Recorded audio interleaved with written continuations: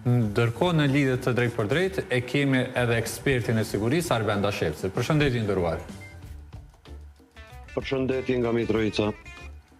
Përshëndetje nga studio, si rrallë herë të kemi në lidhje të drejt për drejt, sepse kryesisht Dashevcin e kemi në studio. Zotë Dashevci, po fillojmë me ju, kemi parë që në raportin 24 orësh të policisë së Kosovës, i cili lëshohet çdo ditë, kemi parë që ka shtim të numrit të vjedhjeve, sidomos përgjatë këtyre ditëve të para të muajit të shenjtë për muslimanët, muajin e Ramazanit. Por në tërësi, çka ndikon që në vendin tonë të kemi kaq vjedhje kaq të shpeshta, themi?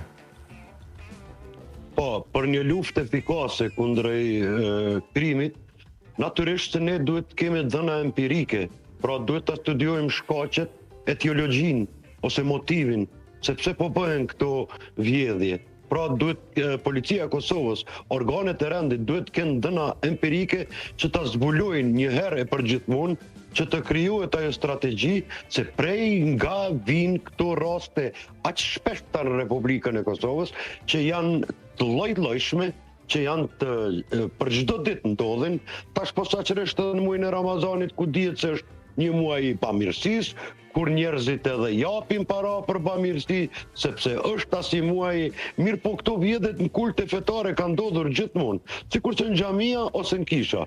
Por në aspektin kriminalistik dhe në aspektin e sigurisë, gjithmonë duhet na interesoj ajo etiologjia, shkaku dhe motivi pse po bëhet.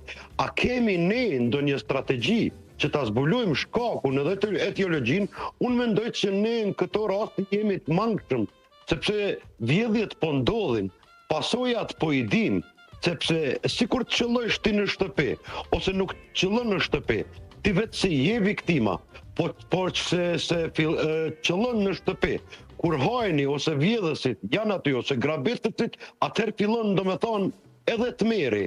Në këto raste i nderuar, në aspektin kriminalistik, policia e Lagjës, polici i Lagjës, Këshilli i Sigurisë Lagjës, si çdo vend në Evropë, nuk ka alternativë. Polici i Lagjës, shembull konkret, sa i përket Mitrovicës ku unë jetoj, ka filluar domethënë ajo preventive e parë, sepse siç e kemi thënë sa herë në studion e juaj, polici i Lagjës është heroi kryesor i qytetarëve.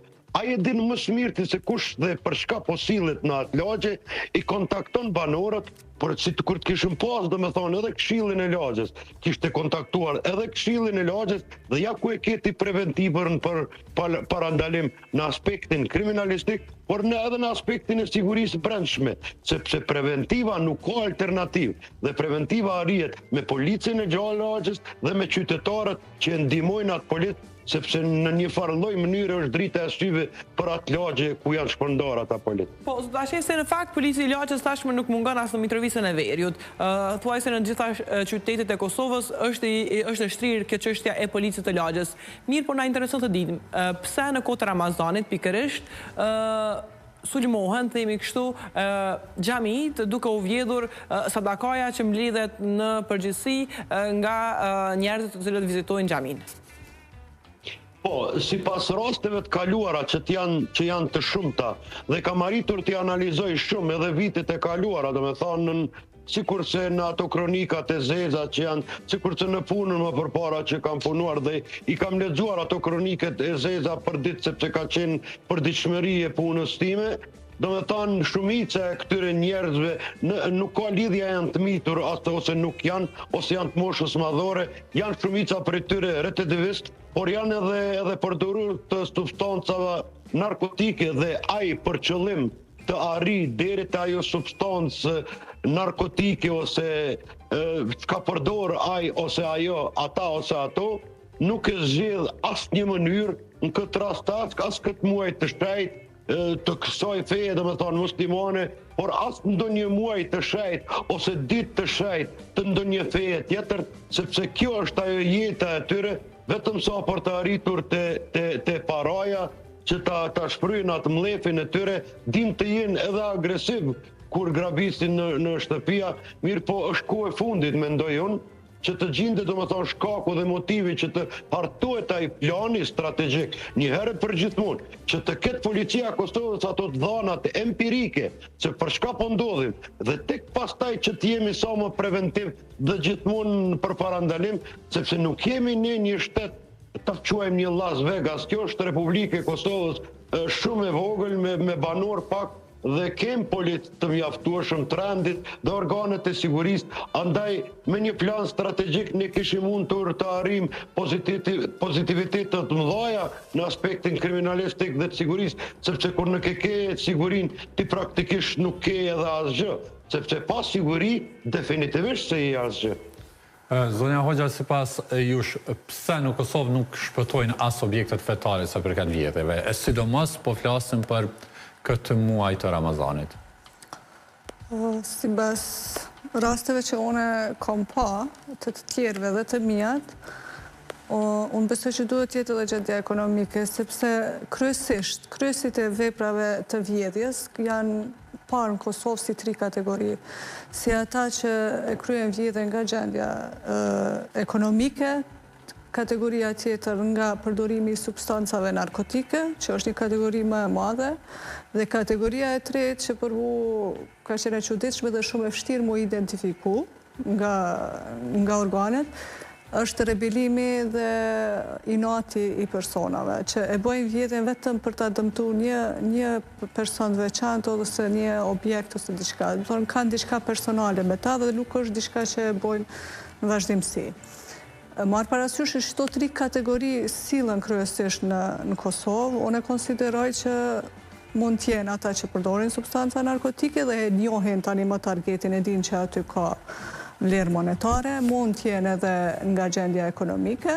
Po pse pikërisht në Ramazan shtohen në rastet e tilla? A ka ndonjë faktor? Sepse është ma lehtë mu identifiku viktima. Në këtë rast kur thon viktima mund t'jetë xhamia, shtëpia, nuk do me thonë individi. Është shumë ma lehtë të identifikohet. Dihet që gjatë Ramazanit është e pashmangshme t'jetë ajo e zbrast si kuti, ndërsa në pjesë të muajit të tjerë mund t'jetë e zbrast dhe nuk e merr mundin. Për ata tentojnë disa herë se e njohin viktimen e vetë. Edhe për kohën kur ndodhin vjedhje që është e njoftur për publikun edhe për ata që kryen vepra që në kohët e iftarit qetësia është e rënë dhe që njerëzit mund të jenë të lokalizuar në një dhomë ose në një objekt, shtëpit mund të jenë të zbrasur, do me thonë ka një njohuri më të sakta dhe veprimet e tyre i kryen më shpejt. E din më sakt se nuk është aty, është koha e namazit ose e iftarit i krejt. Të e njoft ata viktimen ma shumë se që shteti i nje ata, kështu edhe i kryen ato veprime. Për ndryshe ka shumë raste në Kosovë, mirë po nuk janë parë si prioritet. Pse nuk janë parë si prioritet, unë konsideroj sepse vjedhja dir me shku edhe deri tek vrasjet, do të thonë deri tek grabitit. Në Kosovë, me kodin penal, nga cilësimi ligjor, nga neni 313 deri në neni 316 të kodit penal, varirojnë kategoritë e denimeve për kategoritë e ndryshme të vjedhjeve. Nuk është një vjedhje e njëjtë e një tavoline, e njëjtë me një kompjuter apo një shumë monetare. Denimet varirojnë nga ato me gjobë, 3 vjet, 5 vjet, 7 vjet, 12 vjet, deri në 20 vjet kur ka dëmet e konsiderueshme, tu konsideru edhe lëndimet që personi që ka në posedem një pasuri tenton mos me dhonë, edhe deri te lëndimet e individuale. A mund të konsiderohet themi e rrethon rënduese kur vidhet edhe një objekt i rëndësishëm këtë rast? A mund të konsiderohet si vepër më e rëndë? Apo në aspektin ligjor janë të gjitha trajtohet vetëm si vjedhje? Nuk mundet mu trajtu. Në aspektin ligjor nuk është varësisht nga gjykata. Mirë, po në aspektin ligjor nuk mundet me u trajtu sepse shteti konsiderohet shtet laik. Konsiderohet i nivelit më të lartë nëse në institucion shtetërore si në ministri, në zyre apo dikon tjetër vjedhet, atëherë konsiderohet si ende më e rëndë, do të thonë vjedhje e rëndë, mirë po edhe që thati element pak më rëndues, ndërsa Derisa jemi shtet laik, nuk mund ta konsiderojmë që vjedhja në kultet ose në xhamit është më rënduese se në shtëpitë e qytetarëve. Mund të jetë, në fakt, kjo mund të jetë ndoshta një pyetje edhe për ju dhe për zotin Dashevci. Këto vjedhjet që ndodhen në institucione fetare, në xhamia, a mund të konsiderohen ndoshta të themi kështu si lloj provokimi? Jo, se ata që unë personalisht nuk e konsideroj, sepse ata që e bëjnë provokimin, ata e lënë mesazhin. Këtu konsiderohet që është vetëm përfitim. Momente që nuk e keni mesazh, po nuk e kisha konsideru që është provokim. Po, Dashevci, për juve? Fakt, ashtu si që të edhe avokatja, kjo është ajo.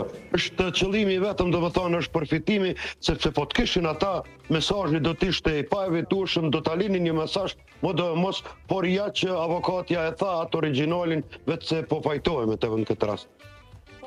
Ne pam në Prizren, javën e kaluar, ku nuk ndodhe një vjedhje, por ndodhi shkyrja e librit të shenjtë Kuranit.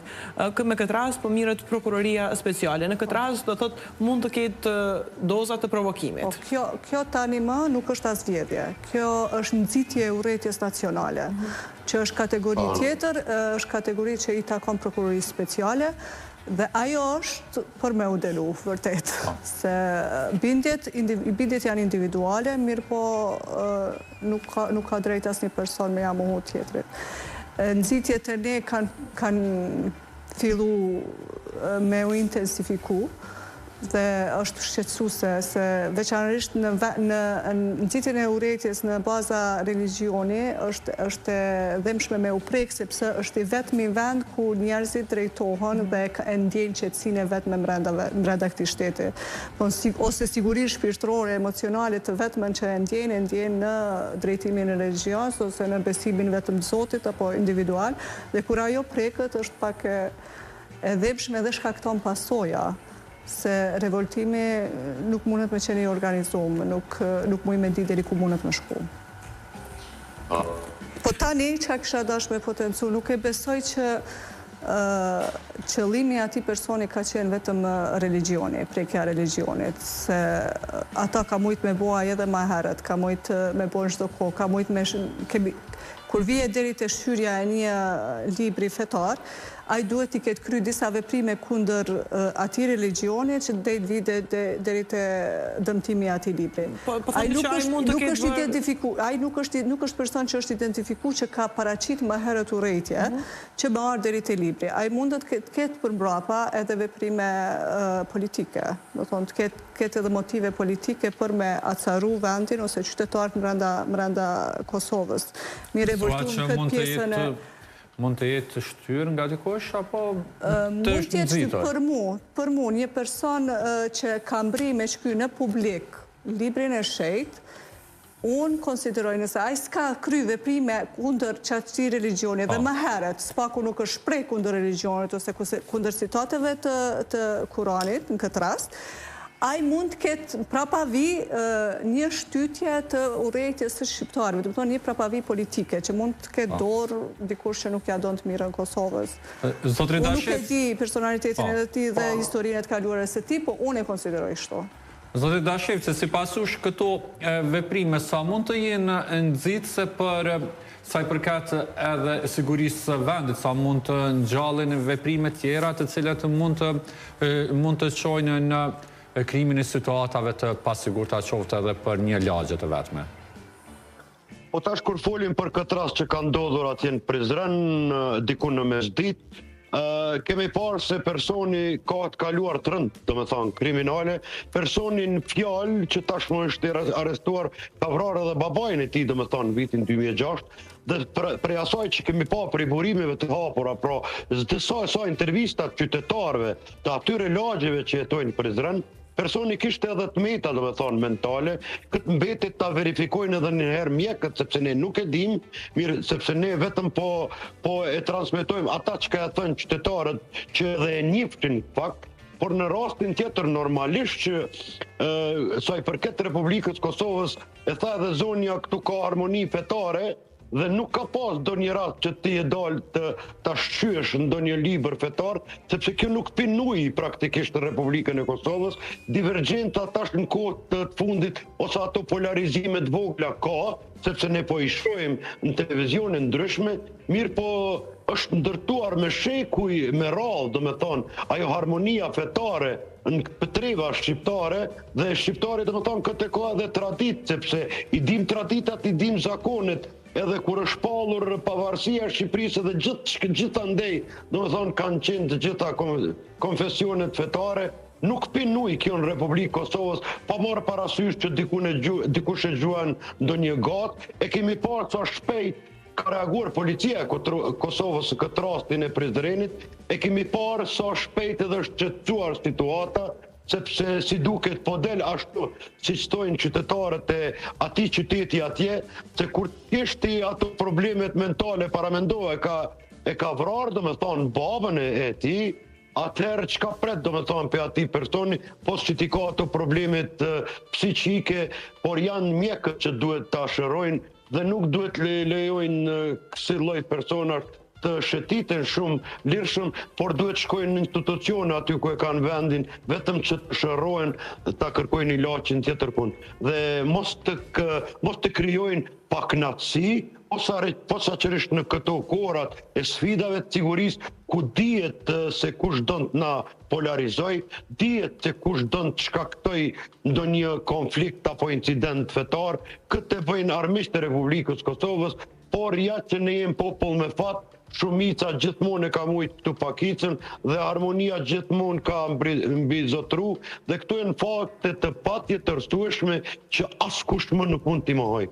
Po, Bllashevsi, në fakt, si shtatë edhe ju, policia ka reaguar në këtë rast, mirë po sa po reagon policia në përgjithësi në rastet e vjedhjeve, por edhe grabitjeve. Ne kemi parë në Kosovë grabitjet të cilat janë bërë në qendër të qytetit, në pikë të ditës, me armë të gjata, mirë po ndoshta nuk ka qenë, themi kështu, reagimi me një hershëm i policisë Kosovës.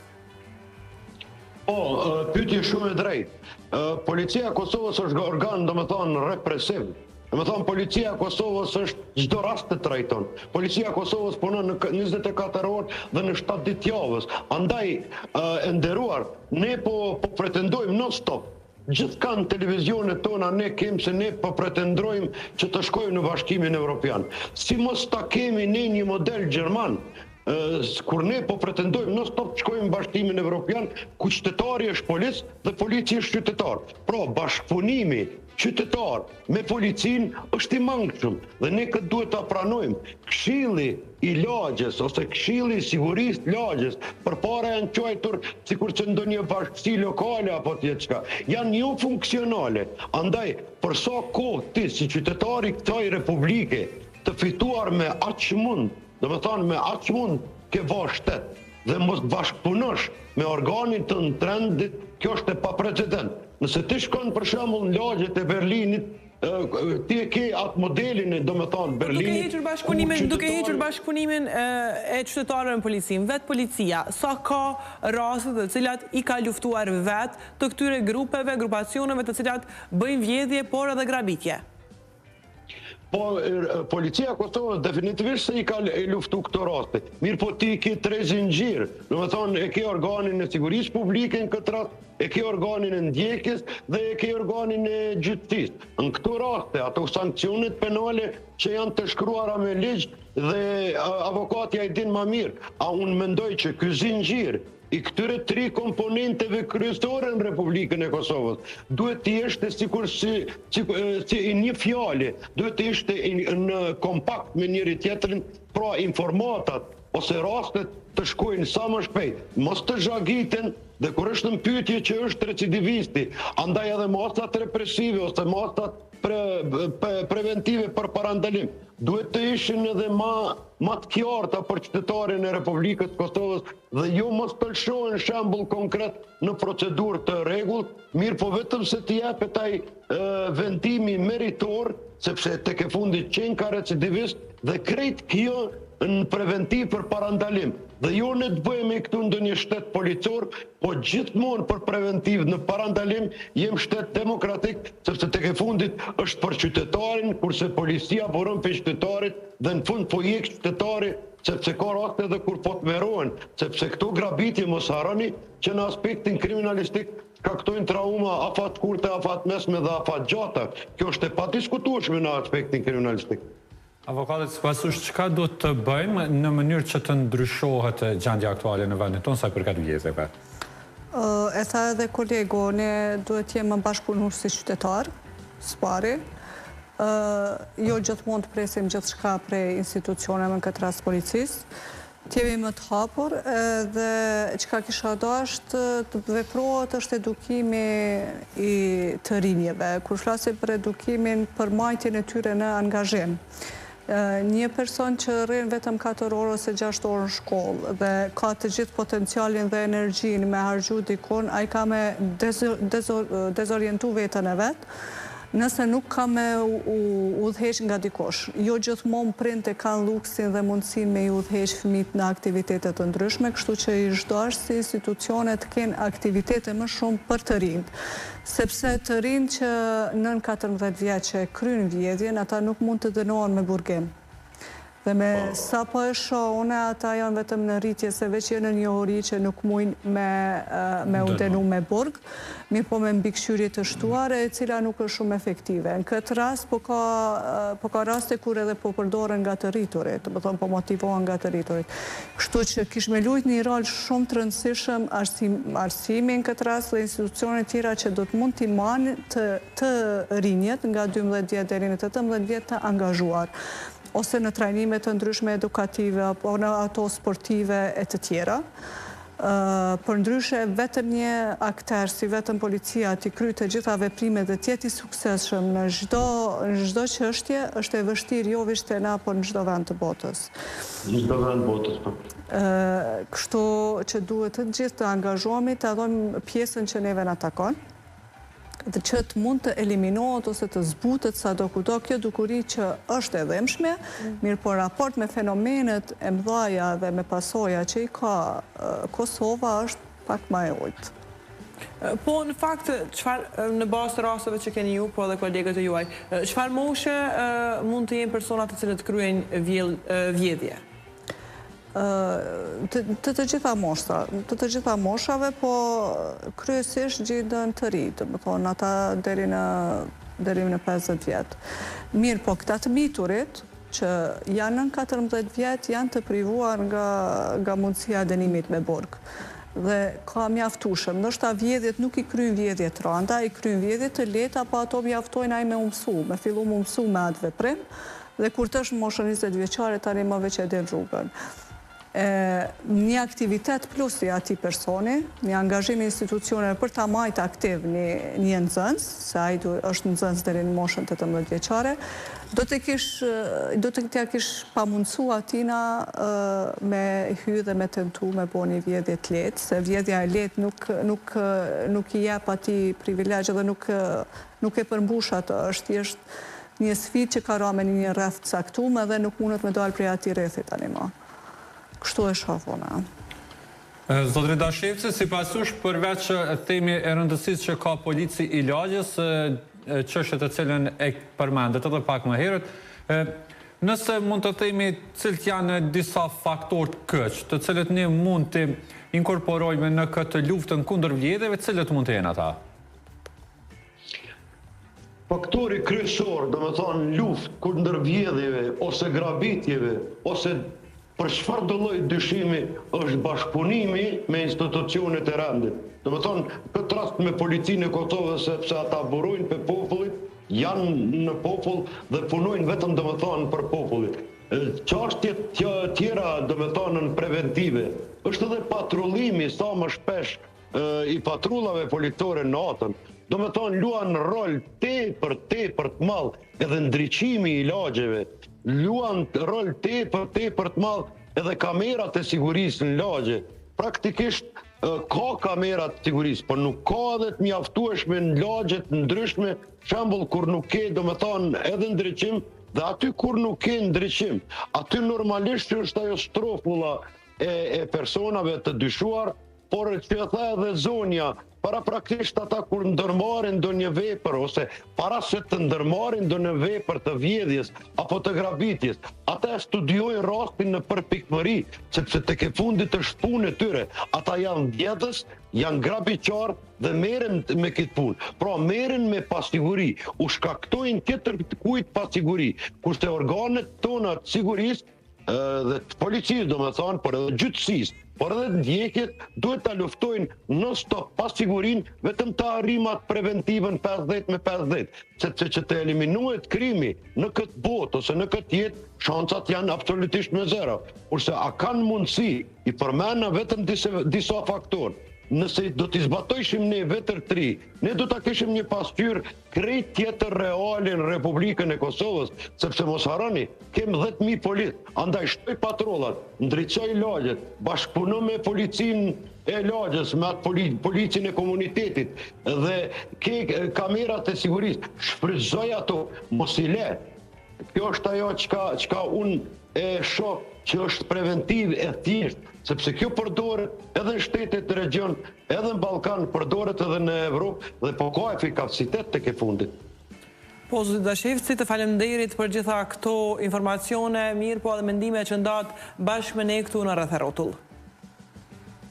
Ju faleminderit juve, respekt edhe punë të mbarë. Zonja Hoxha, faleminderit shumë që ishit pjesë e këtij diskutimi sot. Faleminderit juve. Faleminderit zonja Hoxha. Kështu kemi